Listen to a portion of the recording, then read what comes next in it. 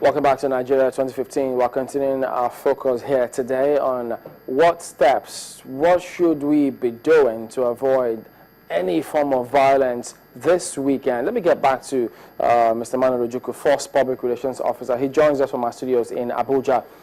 About those who are out there to foment trouble. Yes, many have also spoken about, much as we may catch those ones, but they are referred to as just the foot soldiers. Is there any intelligence? Has there been any arrest, or how far or close are we to picking up those who are sponsoring them? Yes, our intelligence gathering effort is comprehensive, it's holistic. We've left no stone unturned, because there will be no need picking a foot soldier when the baron is still there. He can lay more deadly eggs. So what we have done is to identify those who are the sponsors of these problems, who are their foot soldiers.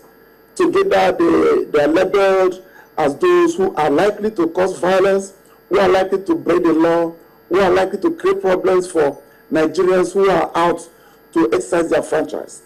There's no way we are going to allow both the sponsors and the foot soldiers to operate freely in the forthcoming elections.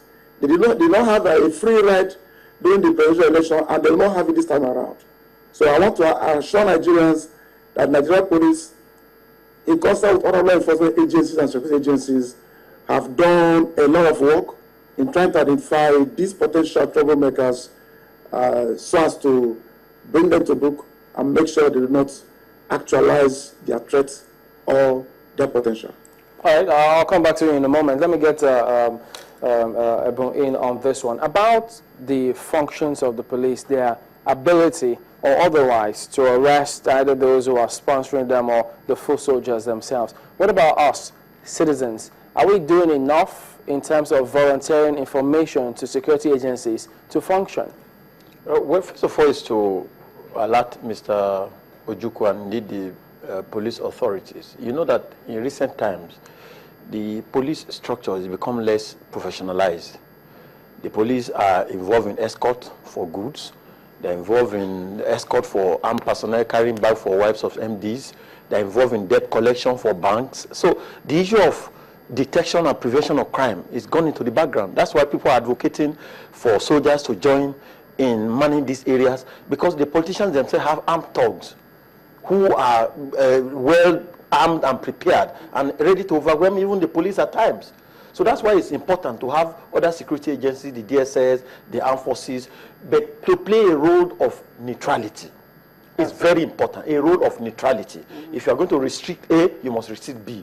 Don't focus on any political party. Don't focus on any or show loyalty or support to any political party. Having said that, citizens and voters have a duty to protect their ballots, their votes. Because this time around, the votes is counting, and it must count the more. So apart from just rely on the police, if you identify a person as having potential for causing problems or violence, you make a report to it. I mean, for instance, one of us have been reporting the Oba of Lagos to the IGP to say that, go and interview the man. The statements he's making is causing a lot of conflagration in the whole of Lagos State, and get him to publicly come to disown that statement and apologize to people whose feelings have been stigmatized by those remarks. So it's important for us as citizens to also discharge our roles courageously for the interest of enthroning democracy in our country. No price can be too much to pay for that. Let's get your response. I mean, I totally agree with him. I think, like I've always said, that the people are the ones who must take responsibility for their own lives, in conjunction, as it were, to the security forces. Because the reality is that we are in a build-up period, and people are aware of their environment. And even as they go out to vote, they must make sure they come out en masse and let their votes count. But prior to that, they need to understand that security is not just in the hands of only the police. Citizens must also understand that they have a responsibility not to be used. I'm repeating this statement, not to be used. I.e., the church has a responsibility to tell her folks, this election do not be used for anybody's ambition to be fulfilled. Secondly, the mosques should do the same thing. Homes should do the same things. Unfortunately, schools are not open, but the marketplaces, they should go to the marketplaces and be ringing a bell. And so we should be seeing numbers flashing on channels, flashing everywhere, numbers on the radio, in the newspaper. People should be aware that the police is with us, and gladly said, non-partisan.